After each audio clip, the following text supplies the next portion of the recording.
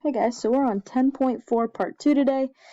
This is going to deal with area, more area, and circumference as well. So just a little bit of a review from last time. Here are your formulas. Rectangle is length times width. That's this one. And then square is the side squared. Parallelogram is base times height.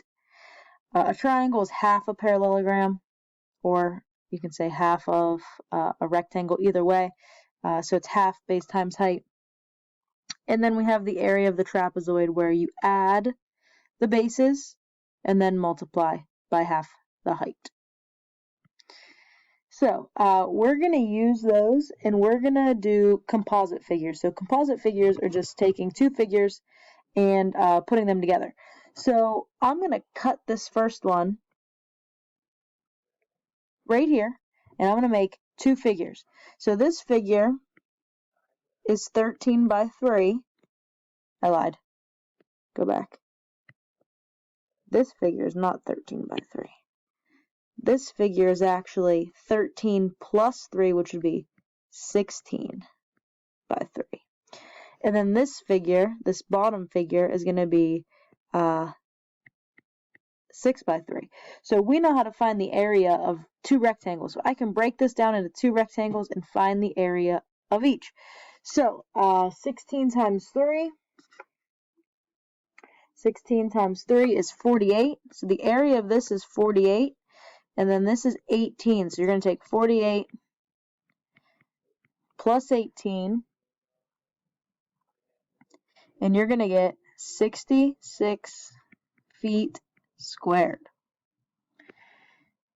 So I'm going to do the same thing for B. Your B doesn't have numbers on it. It might have numbers on it now. I tried to fix it. Hopefully it does. It might just be a little bit farther to the right. My computer and my internet is being so slow, but I tried to get that on there for you.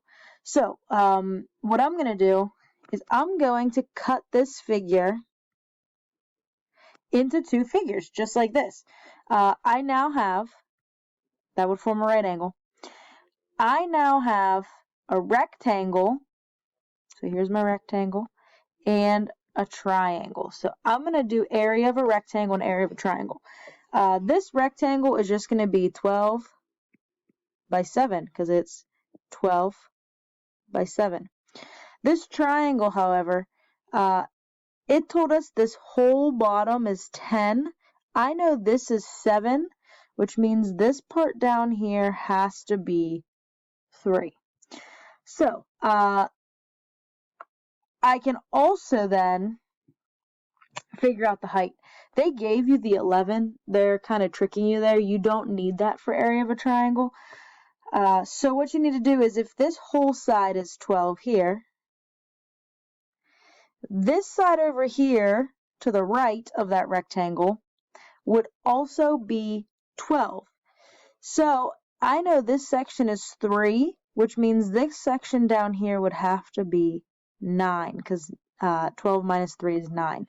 So for the triangle, you're going to have 9 and 3 to work with. So the area is going to be half of 9 times 3. So I'm going to scroll up a little bit so there's more space. So for your rectangle area, you're going to have 12 times 7, which is 84. And for your triangle area, you're going to have half of 27. Half of 27 is going to be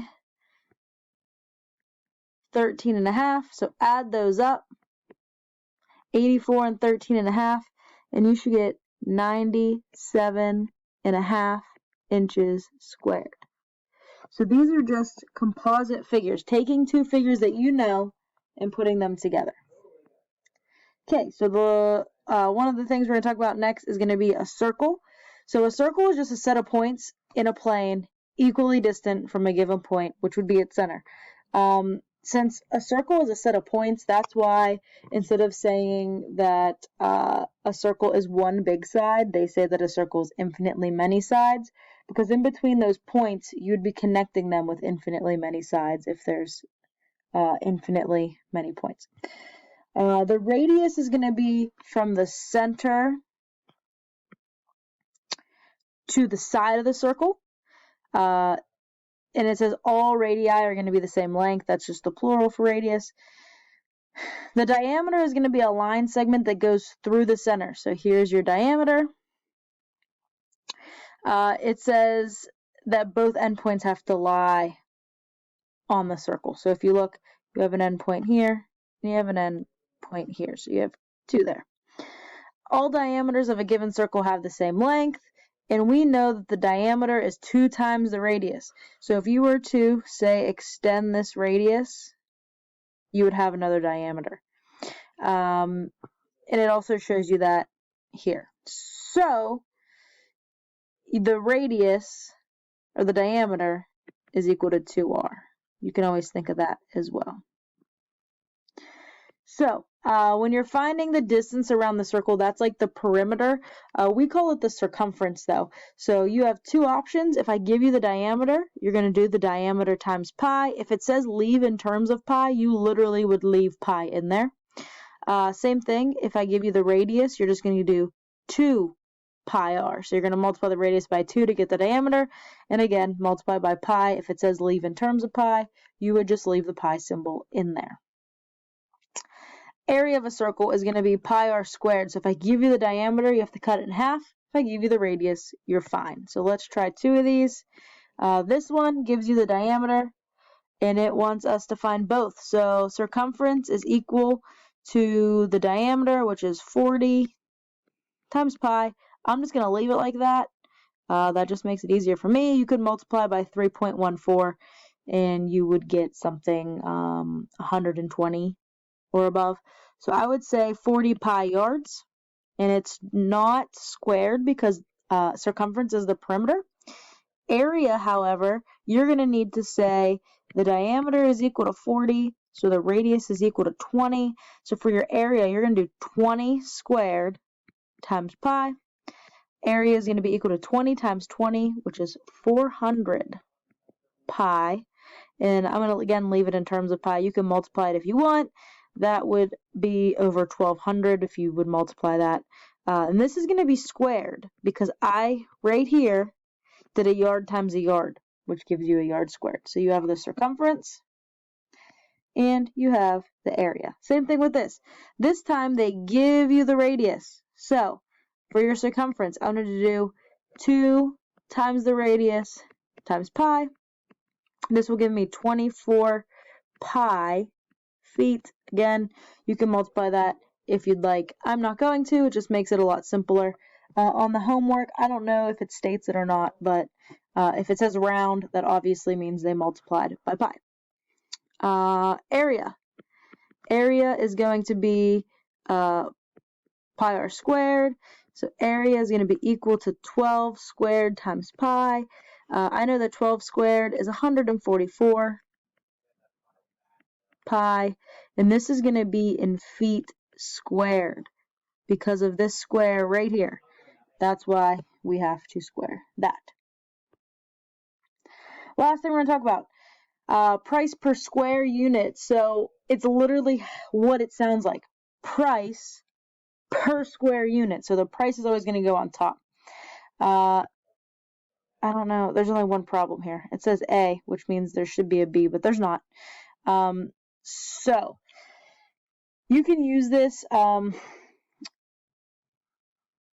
We don't usually use square units, but my husband uses this type of thing a lot when we are at McDonald's because McDonald's likes to offer you so many chicken nuggets for a price. A lot of times the price they're offering those chicken nuggets for the deal is actually more than if you ordered numerous of the smaller ones. So, for example, my father-in-law, when we were in school, watched my daughter Gianna every Friday. He would go to Dunkin' Donuts and buy donut holes.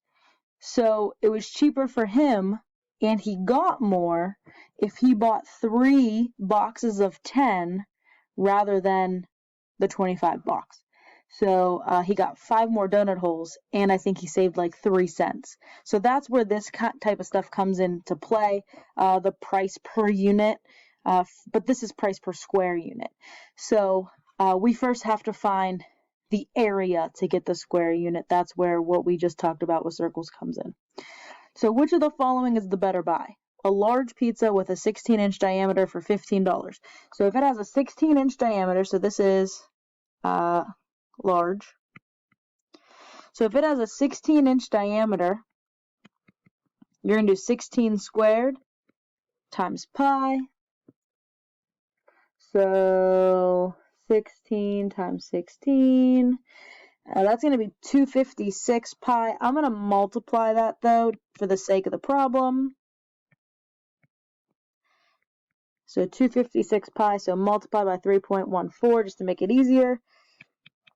Your area of this pi is going to be 803.84 inches squared.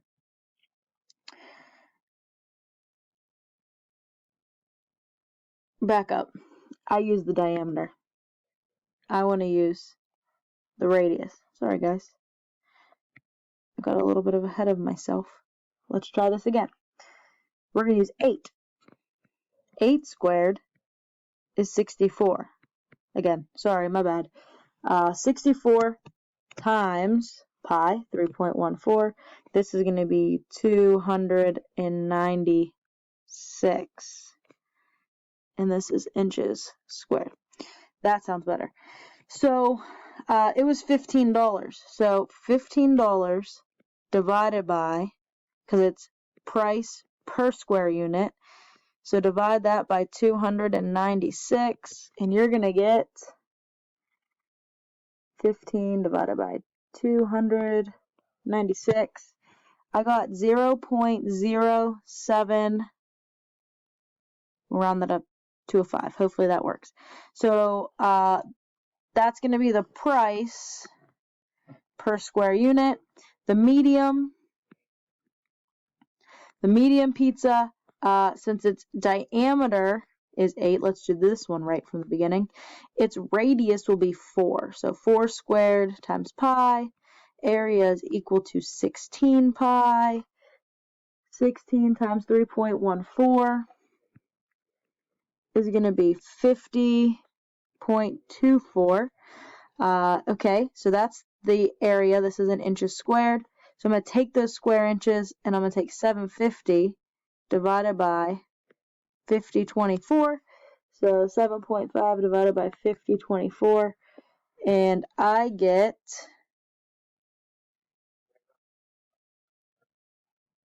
0.15. So what this is saying is that the large pizza is about, that would be 7.5 cents, which doesn't happen, so it'd round up to 8.